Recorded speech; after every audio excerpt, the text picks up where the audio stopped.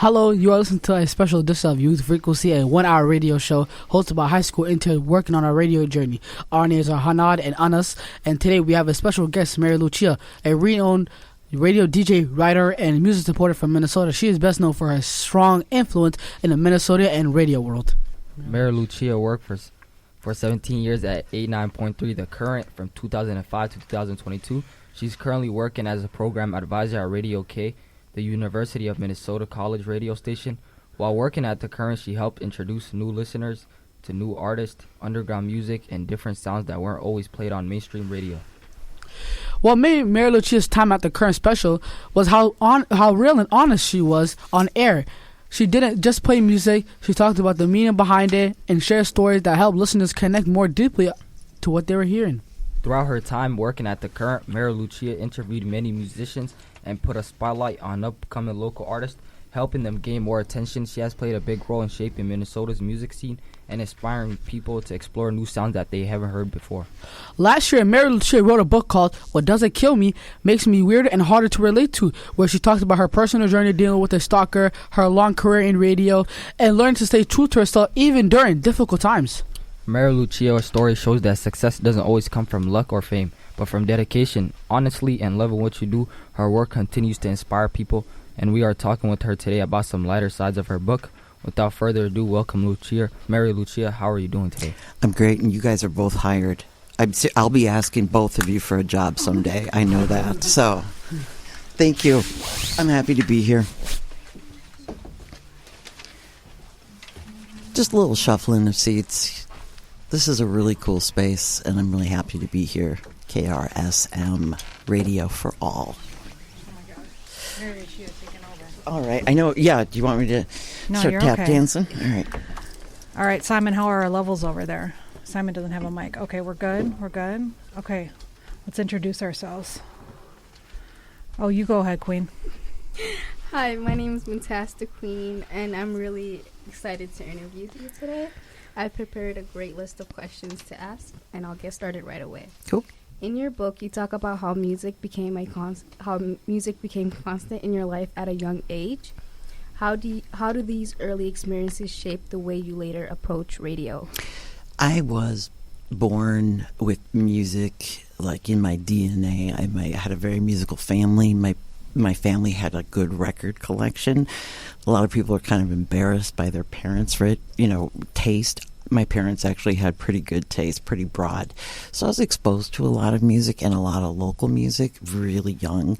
And I think that, the natural progression to go towards a radio job, I was studying acting in New York at NYU.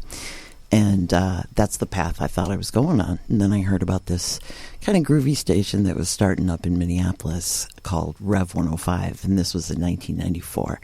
And I bailed on school, which I wouldn't recommend anyone do. But I thought, I'm going to try this radio thing. And, 28 years later, I'm still here. That's really nice to hear. My next question is, this is a bit deep, so I hope you don't mind. I don't. What would you say to people looking to get into the music or radio industry, especially women? Well, I have a lot to say about that. First of all, I think there needs to be more women in positions of management, program directors, music directors, executive positions. It's only going to help, I think, in terms of the diversity and of the hiring. And there's still a bit of an old school mentality, unfortunately, where there just aren't as many women in those hiring positions like program director, music director. But where I was coming from, I was happy to be a woman in broadcasting that held positions that men previously had before, which was holding down an afternoon drive slot, which is not normally a woman's slot, whatever that means. But, I was the afternoon drive host for 17 years, and, there was so many really talented young women that worked with me, alongside of me, and I wouldn't say I felt like a role model, but I definitely wasn't afraid to stick my neck out. And I would stick my neck out for other people that I felt maybe weren't as comfortable to be able to do that. So I might have ended up looking like the bad guy, but I felt like if it was, for my sisters, I didn't mind. Thank you so much. That's really sweet to hear. Your book is called What Doesn't Kill Me Makes Me Weirder and Harder to Relate to. Why did you name your book this? Were there any other book names you were considering before you landed on this one? And did anyone help you come up with this title? Okay, that is a great question. Working title at one point was called Nothing Works. That's really joyful and positive. But no, the title was always in my head because what doesn't kill me is usually followed up with makes me stronger. Well, that was not the case for me. It made me weirder and harder to relate to. The situation that I'm writing about in the book, there's a lot of stuff just about my life and also about this very specific time dealing with a stalker, but it made me feel really isolated in some ways, and I felt as though there weren't a whole lot of people that could understand, people that weren't really willing to understand, and that was like from top down, from law enforcement to my employers to the courts. So that kind of explains the title. So I have a question. Hi, I'm Melody, and you just heard from Ace. Mm-hmm. You talk about writing in your book as well. Can you talk a little bit about the process of writing for you and how it helped you, or maybe didn't help you, I'm not sure, process through events in your life? Well, that remains to be seen, but I'm curious to see how it does turn out. But I've always written, and the funny thing is I've written columns, so there's a finite amount of space and words and time, and so I got really economical with my words. That transferred into my radio career, where I'd pop the mic open, and if I didn't have anything really interesting to say, I just moved on. And that is something that's kind of unusual. Some people really enjoy the sound of their own voice, but I felt like get in, get out. So I had a certain economy to the way I wrote, and sitting down to write a book didn't feel as daunting as you might think. And I didn't really ever approach it thinking this is going to be so cathartic when I'm done. Like I said, I'm still in that process of figuring out if it is. Yeah, and just to follow up on that, I noticed that your chapters are really short. Yep. Can you say more like what that's about? Well, here's the thing. I don't know if there's a blueprint on how to write a book, but even if there was one, I wouldn't read it. So it's like I just do what I think is going to be interesting to me, and that's sort of how I've led every decision in my life creatively. It's like, well, I may not know how to do this, but I'll take a shot at it and I'll do what I think might be interesting. So in terms of this is so corny, but I believe it was William Shakespeare who said that brevity is the soul of wit. Couldn't agree more. I like good writing, and I know good writing, and I love a lot of different authors, but I don't sound like anyone but myself, both reading and writing and speaking. That's so true. Yeah. Okay, take it away, interns. I'm done. Yeah.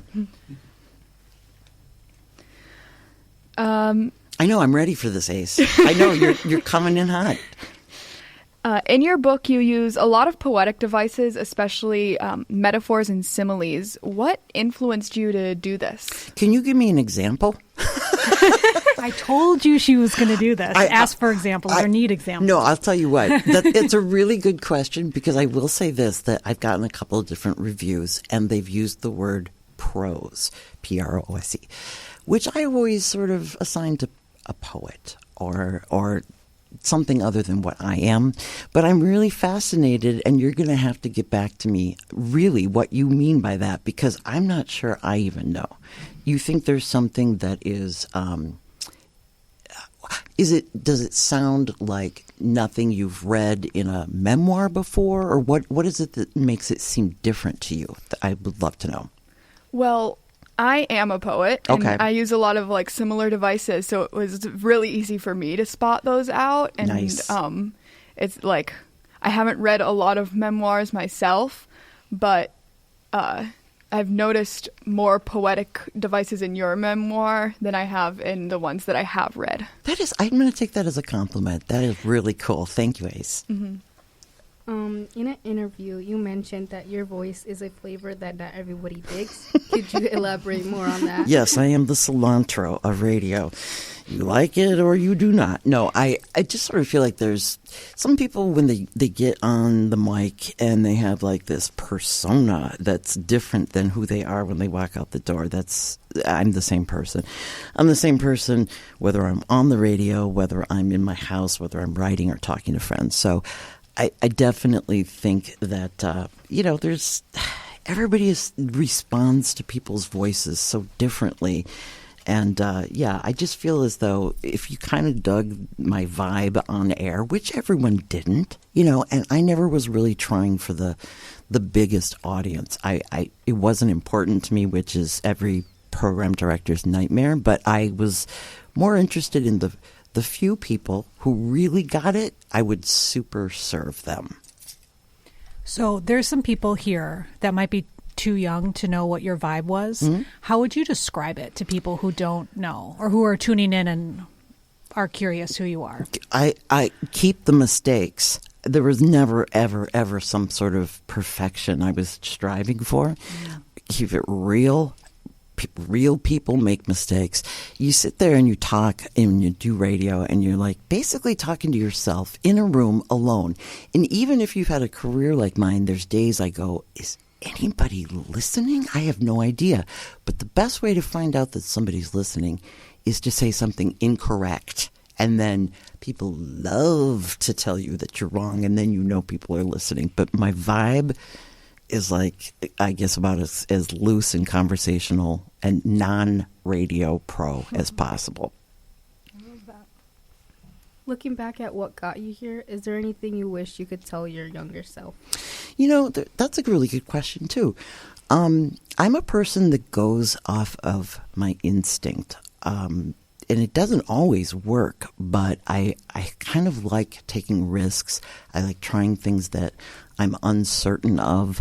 I've always sort of courted the possibility to fail because I think that when there's a possibility to fail and you do well, it feels that much better. I feel as though I could tell my younger self that this is something that I am just coming to right now in this process. I have never looked for outside affirmation about what I do. I've never expected it. I didn't grow up with it. And so I always had to be okay with myself and be okay with what I did and know it was good enough. I'm only now opening up to other people's compliments. Is there anything in your book that you wish you changed or that you wish you added that you didn't? There was a couple of things I was really reluctant to put in and went back and forth, but ultimately then decided that, if I'm going to tell this story, and again, I am flawed. And, to me it was like, everybody in the world doesn't know these things, and I'm opening myself up and making myself vulnerable, but I have to believe that there's strength in vulnerability. I'm going to ask a follow-up question to that. So the book's been out since late November. Mm-hmm. Do you know there's like a huge waiting list at the Hennepin County Library? In our research, we found out there's like 330 people on the wait list. Oh, man. So I'm sure you've gotten some response. So you were talking about how you made yourself very vulnerable mm-hmm. in your book. Mm-hmm. Have you gotten responses from people? And I'm assuming some of the stories that you shared, people could relate to. Do you mind sharing some responses that you've gotten? What's interesting is that within my title of the book is that I felt harder to relate to. So what has happened since people have been reading the book is that there's been a lot of relatability. And that's, of course, an amazing surprise for me. I will admit this is something that I feel like I still have a ways to go. But when you open up about a subject like stalking, and it's so personal, and when somebody violates your personal safety, other people who've had that experience want to tell you about their experience.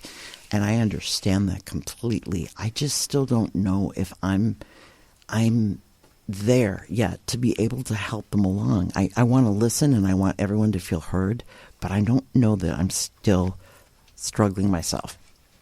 Yeah. Thank you. Yeah. Talking about stalker, in chapter 10, you mentioned that the creepy phone call you got from your stalker. In that moment, what feeling were you like? What feelings came over you, and which feelings stayed with you the longest? Feeling exposed, feeling found. I've always thought I was living a kind of anonymous life, despite being on the radio. Nobody knew where I lived, not that much about my personal life. So when somebody calls you, and I mean, of course, in this day and age, it's a lot easier to find somebody's phone number or address than maybe it even was 15 years ago or 10 years ago. But I remember I was standing in my kitchen and looking down at that phone, and it was an unknown number, and listening to the voicemail, and just absolutely being shattered because I felt somebody has found the most private part of me. And I had no idea at that time how it would escalate. But I felt exposed. I felt really vulnerable and scared. And that's amazing that can all start with maybe a voicemail. Has your experience with your stalker changed your relationships with other people and the radio? You know, interesting. So I came back to work after the court process finalized in 2016, and I stayed on air for 6 years. And there was at first a part of me that was like, oh, maybe I have to be a little more careful about how much of my personality I expose. What do I was trying to be a little more careful. And then I realized that is not what I do. And that is not what I'm good at. So I just thought, I'm going to just go back to the very thing that I know I do well. And that is I can connect to people, and I can talk to strangers. And it did take a little bit of a build up to get back to that place, but no, I'm not afraid of that. You talk in your book about people who have supported you early on throughout the process. Was there a certain person or a few people that really, they're like your rocks, and would you mind talking about them? Yeah, I mean, there were, I'm not a big friend collector. You know, I have I've got like 6 ride or dies. Yeah. And that's fine, because I would literally do anything for them. And I think vice versa. So, you really do also find out who your friends are, because it's so uncomfortable to talk about. And the people that kind of came to me, were just so solid, and I really feel like they did a lot of the heavy lifting. They went to court with me. I was always consulting with this woman from the Hennepin County Victims Advocacy Rights, and she was always saying, strength in numbers, bring people with you to court, make sure you've got a big turnout of people with you supporting you. Well, I didn't have like 500 friends I could call, but I knew I had this really core group. The other one was Sergeant Darcy Horn from the Minneapolis Police Department, who was the first person to listen to me. I had been calling the police. I had been trying to get help, trying to get a restraining order served and all of that, but no one really seemed to take it very seriously until this woman showed up at my door, and I invited her in, and she's in her, kind of makes me nervous sitting there with the cop in their full gear, and she's at my dining room table, and the cats are walking on the table, and I'm just like, hey, can I get you some? I mean, she was real. She put like a human face on this problem I'd been dealing with by myself, and it was the first person I felt took it seriously. I actually have a follow-up question, because I had a very similar question to that. How has your relationships with the people you were closest to and leaned on the most in that time changed? You know, it's interesting that so I'm not sure that every one of the people that I'm considering my little core of friends have even read my book. I certainly wasn't going to be like, here, can I give this to you? I just thought, no. They've heard the stories, of course, but I know a couple of them who have read the book, and I am very interested in their opinion because they were there. A lot of these stories aren't going to be new to them, but they'll see a little bit more of me that maybe I didn't show in person. But again, the heavy lifting that you guys are too young probably to have gotten to the point in your life where you have chosen family, and that is your friends. And at some point, maybe your family's not there for you, and your friends will be. And it's not inevitable. Maybe it doesn't happen to everybody, but it did for me. In an interview with Minneapolis St. Paul magazine, you mentioned that you don't listen to the radio. Is there a reason why? I know, radio's crap. No, I gotta say, I don't really listen to the radio because I listen to my own music. I listen to my own stuff. But that's what I did on radio, was I put my own playlists together, and I just sat there for 8 hours listening to music. So it's not completely fair to say that I don't listen to radio, but I don't. Yeah, we did our research. Okay, wait. I have a follow-up question because I think a lot of people who listen to radio are therefore curious about how radio works. So on the Current, technically, you got to put together your own set list 100%? No. Okay. Nobody does. I think there are some stations where you probably are able to do that if it's, yes, Here, of course. KRSM. KRSM, thank you very much. That is a luxury, and Okay. that is something to behold. But yeah, Okay. the Current there were some bumpers that you had to stay within, but then I broke the rules constantly. Okay. So did you have to, now I'm just curious, so Yeah. you had to play, I'm assuming there were like certain songs in your set list that played no matter what? Yeah, the music director usually assigns, like a new release. It gets either a heavy rotation, a medium rotation, Okay. that kind of thing. So those things were definitely part of our programming, but then it was all the other stuff, and that's where I kind of stepped way out when I would have my own selection.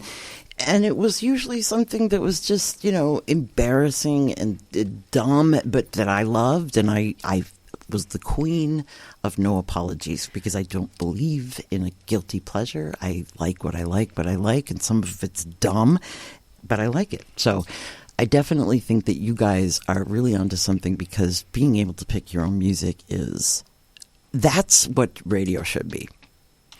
Can you explain what the No Apologies segment is? Yes. For people who don't know. Yes. So I guess the Current would have been called alternative radio station, or I don't even know what they were. But at one point I was like, what do I have to do in this place to play AC/DC? So I had to create a feature. That's how it started. I was like, well, what if I had like one track a day that I could play anything I want? I mean, obviously FCC regulated, clean, all that, but way out of the wheelhouse of whatever you guys think alternative radio is.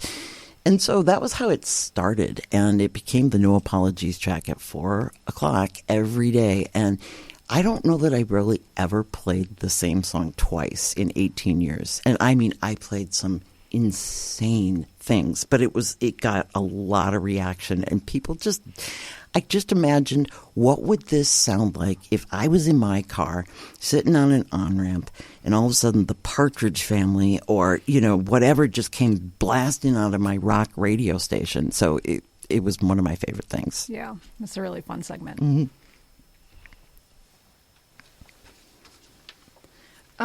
I have a quote that I really love and I think you would relate to, and I just want to hear your opinions and reaction to it. This quote is by Jessica Katoff, and it's, my past is an armor I cannot take off no matter how many times you tell me the war is over. And I feel like that very much implies to a lot of the stuff you were saying in your book. Yeah, it's, there is... Sometimes strength is overrated because, while it's a really nice idea to think that we're all strong enough to handle anything, we're not. And I guess I sort of feel as though a protective armor is a natural instinct, and I think we all have that. When you're really exposed and you really are kind of laying it out for people to literally read, that armor has to come down. And I kind of feel like that's when you're being your most authentic self. And really, isn't that the most you can hope for, We are about to take a break here at KRSM to play a few songs relevant to our interview here with Mary Lucia. as well as present a short debut segment from the 3Ms. Stay tuned. We'll be back with Mary Lucia in a bit here at KRSM Youth Frequency 98.9 FM Radio for All. Thank you.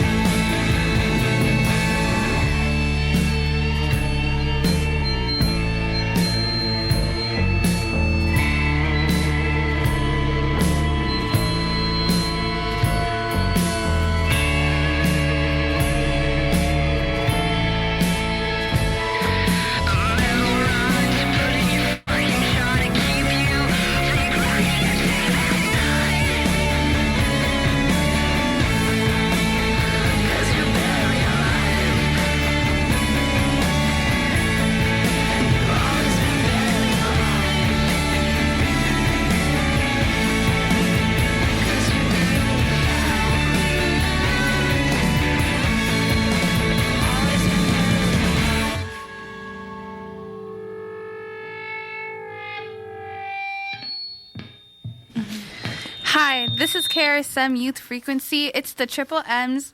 Currently, it's Triple Dumb. And I finished The Housemaids at Eden Prairie AMC Theaters Mall. And wow, it felt nice with a luxurious touch. This book was so good. Insane twists, nonstop suspense. And every time I thought I had it, figured it out, boom, another turn. It's the kind of story that keeps you up at night because you have to know what happens next. If you love thrillers that messes with your mind in the best way possible, The Housemaids is just for you. It's a must-read. Definitely will tune into the book next. Up next is Turo-doo-doo. Doo-doo-doo-doo-doo. Hi, my name is Turo-doo. I also watched The Housemaids, but something I liked more than The Housemaids, which I might get a bit hate for, is Get Out. That was made in 2017.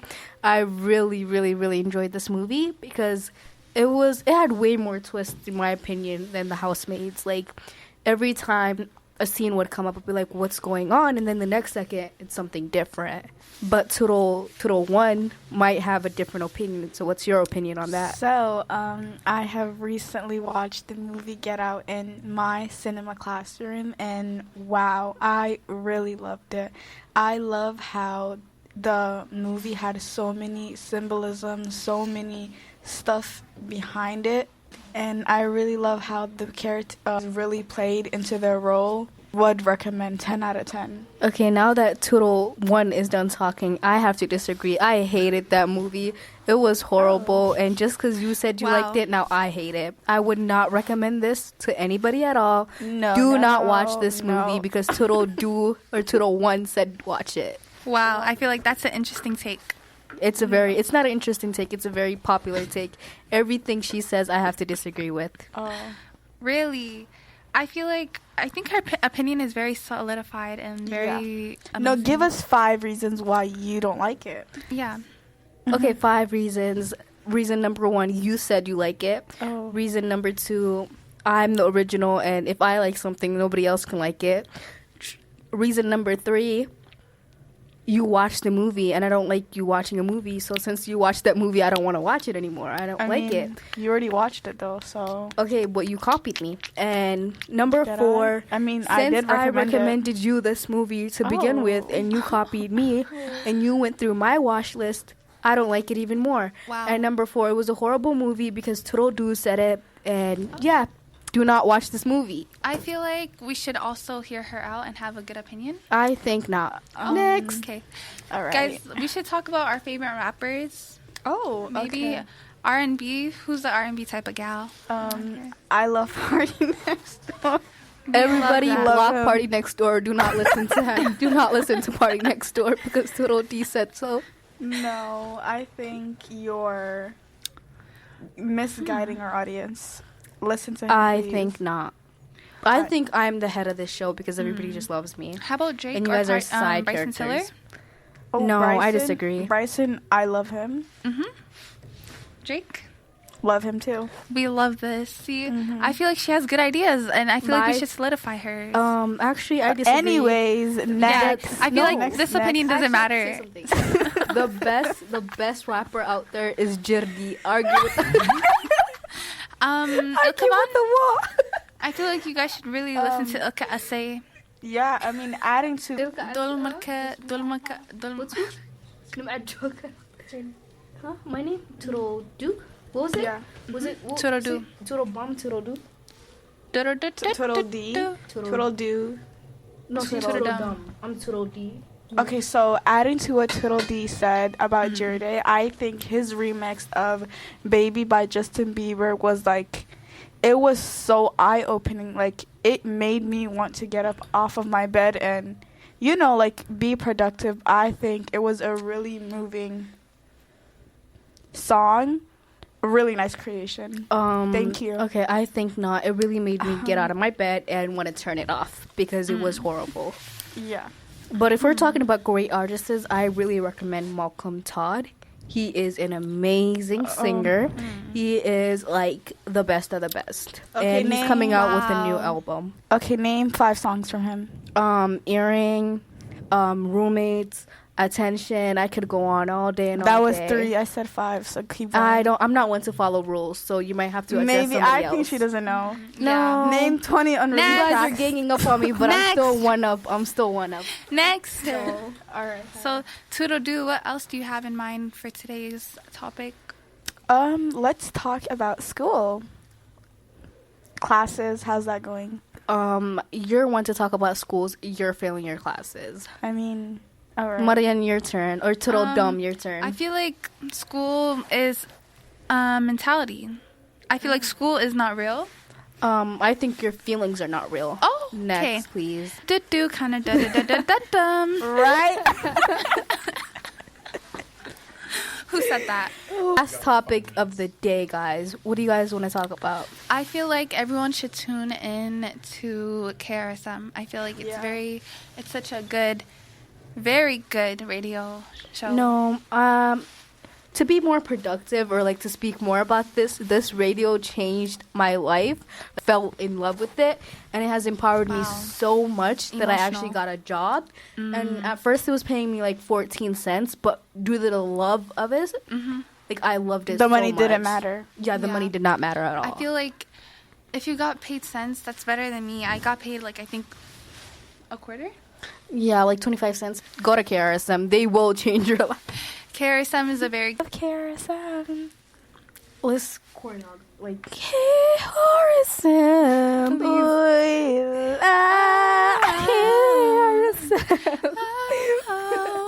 Okay, guys, this is the Triple M's signing out. Okay, Mariah. Okay. The Triple M's are now signing out. Bye-bye. Thank Bye. you. Bye. Toodles.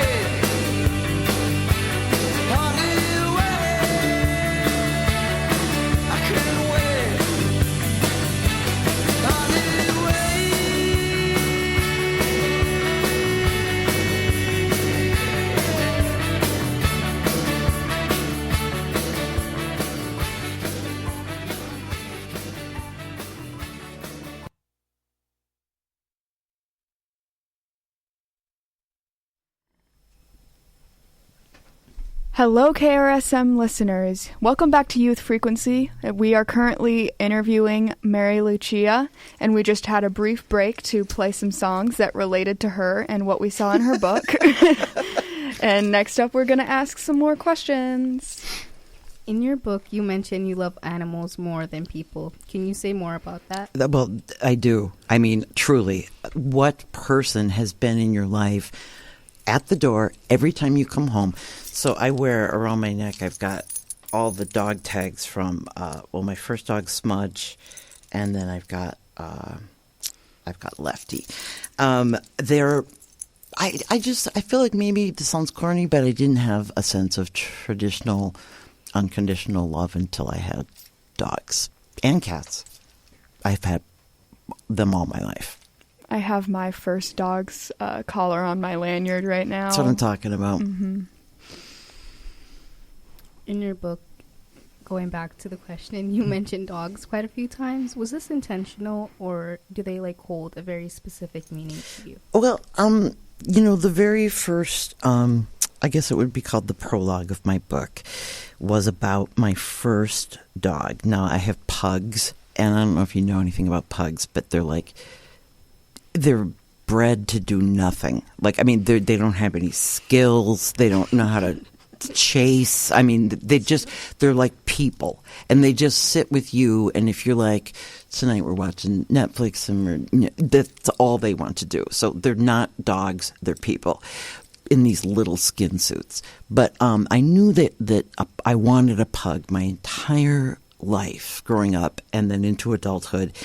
And it wasn't until I was living on my own for the first time that I tried to adopt one. And it's kind of hard. I mean, I feel like it would have been easier to get into like Juilliard than it was to adopt a pug. So when I got my hands on Smudge, the relationship we developed was I shared a lot of my dog stories on air. So people really respond when you're an animal person. And I kind of say that half joking that I love animals more than people, but kind of it's true. But dogs for me are ridiculous companions that occupy the massive real estate that you don't even know you have inside. And the reason you'll know how much capacity you have for love is when you lose one. And it's anyone who's gone through it knows what that feels like. It's the worst thing in the world. But then you surprise yourself and you realize you have more room for another and another and another. And you're never replacing one. You're just every animal needs love. Everyone needs a safe home, and I'm that person. And literally, I'm such an idiot because people know that about me. So anytime someone finds a stray anything, I'm the first person they call because I'm a sucker, and usually I will consider adopting it.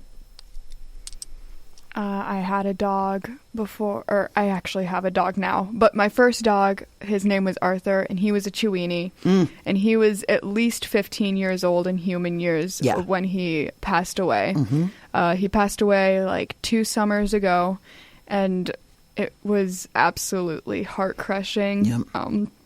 So I definitely relate to how you were feeling when you were talking about how your first dog died. Yeah. And my current dog is a golden retriever named Bill Murray. Lovely. Oh, man. So shout out to Bill Murray, the dog. Yeah. Oh, that's so amazing. A golden retriever. So smart. Not like a pug. Like, you can teach this dog to do things. Pugs are loaves of bread. They're loaves of bread that snore. Mm-hmm. It's great, yeah. Oh, man. I can go. Are you going to ask do you have a hard-hitting question for Mary Lucia, too? Oh, I already asked all the questions I had scripted. That was easy. Yeah, that was nothing. They let you off really easy. Okay. Yeah. I'm actually curious. You mentioned working at Radio K. Mm-hmm. What is your life like over there? What do you do?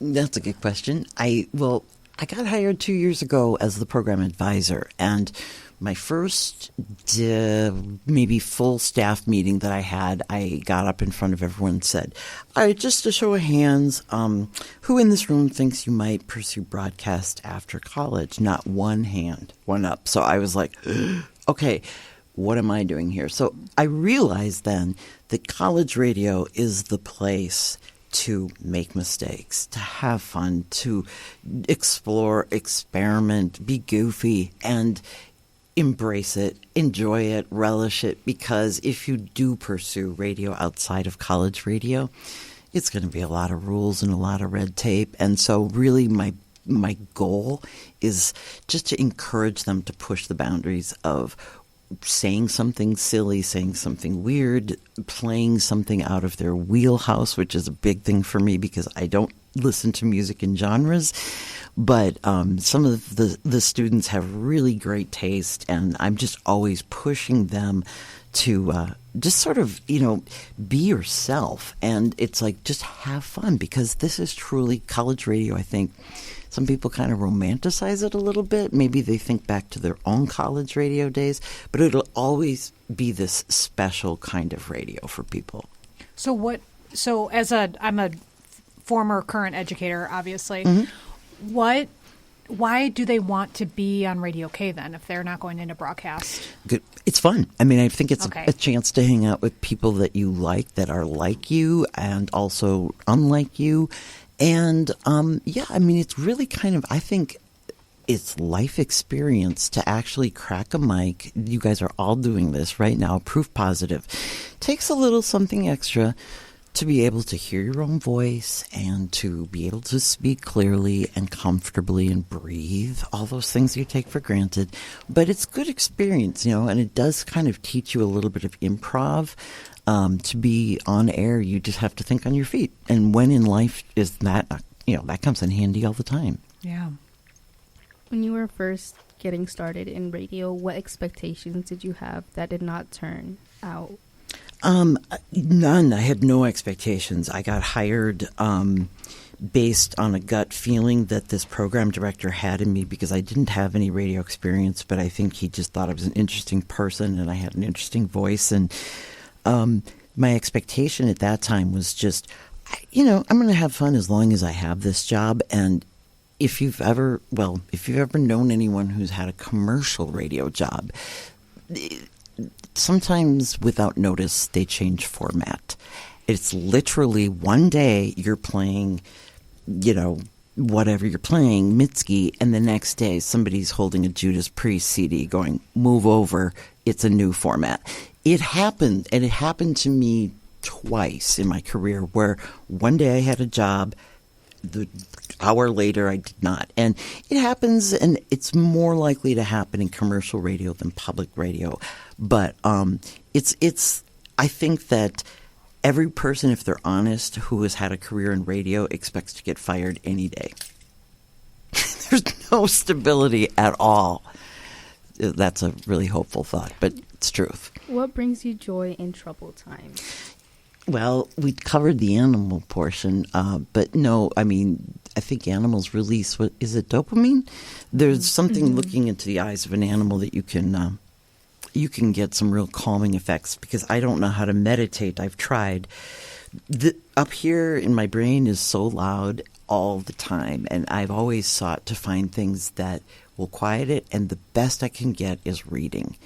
Reading is something that takes me out of this noise and into something else. So I rely on books. Plus, I love books. Do you guys read books or Kindle?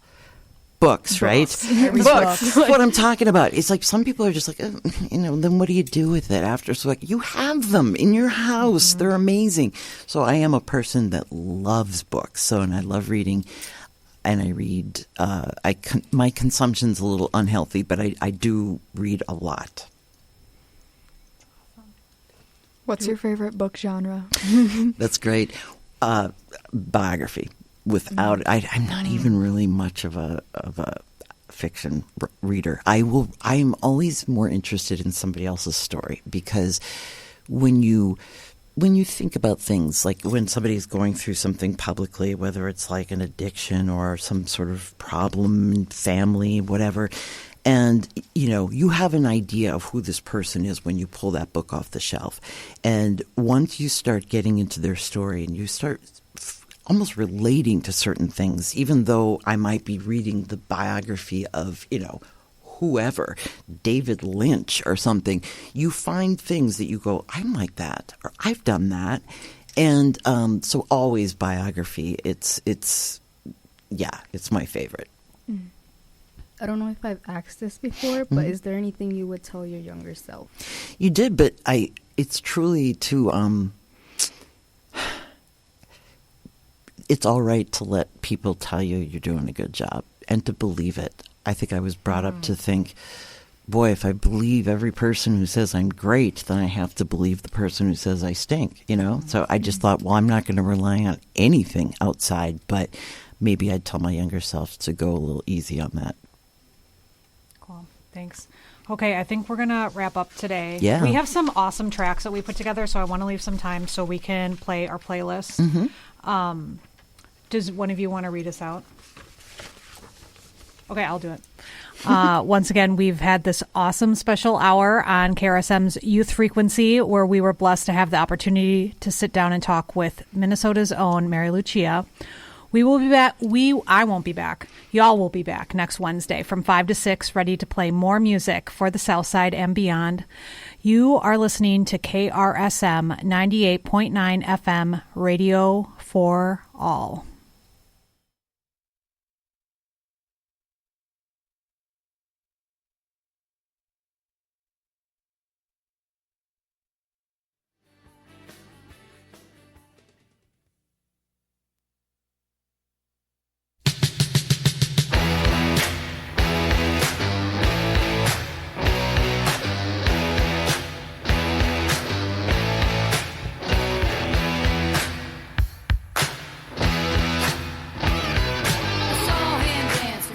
The record machine.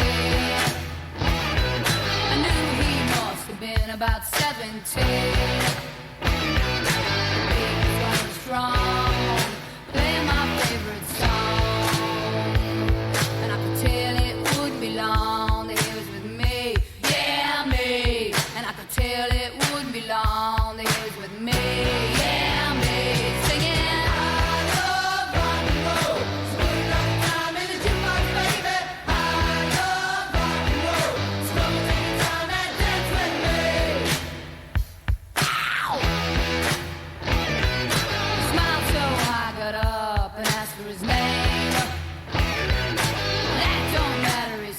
It's all the same.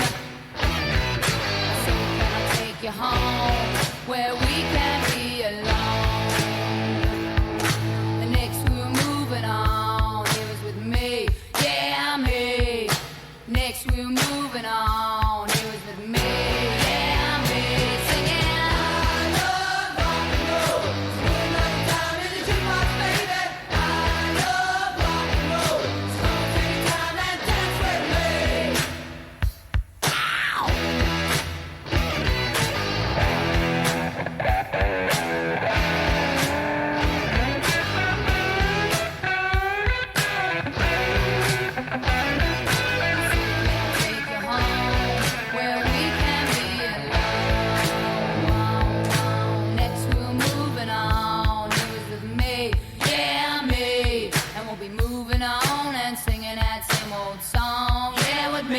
Singing. I love rock and roll. Spend another time in the jukebox, baby. I love rock and roll. So come take your time and dance with me.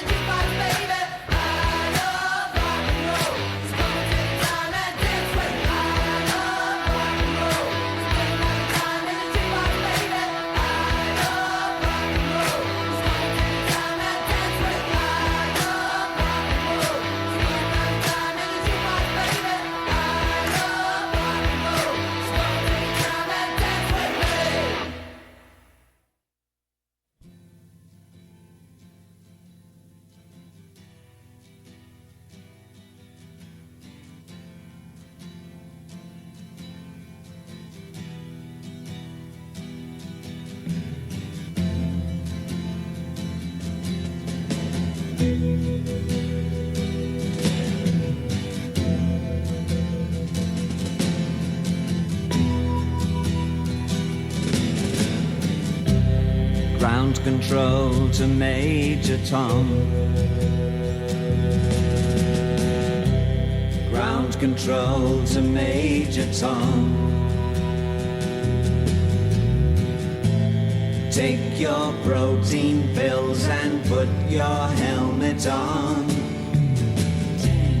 ground control to Major Tom. 8, 7, 6, Commencing countdown, engines on. 3, 2, Check ignition and may God's love be with you.